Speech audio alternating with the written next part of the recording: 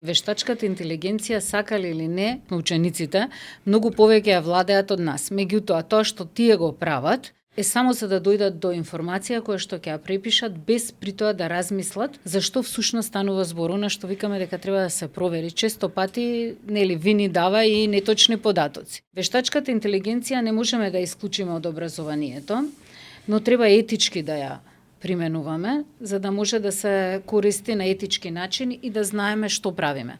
Ако ученикот сака да ја користи, нека види на кој начин се доаѓа до резултатот, а не само да го препише резултатот. Во математиката. Нека види и постапката, затоа што тука има и постапка која што може да ја разгледа, па самиот да дојде до заклучоци, а не само да препишува. Најлесното е да се препише, меѓутоа сепак треба да имаме можност да го користиме тоа на еден контролиран и паметен начин, а не да ни биде главна основа за образование. Образованието не може да ни биде вештачката интелигенција.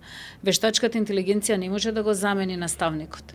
Наставникот е тој кој што е извор на знаењето, а ова може само да биде дополнително нешто со кое што ќе може да се располага и да се види, да се провери. Еве, јас кажав така, ајде да видиме дали е моето точно или не е.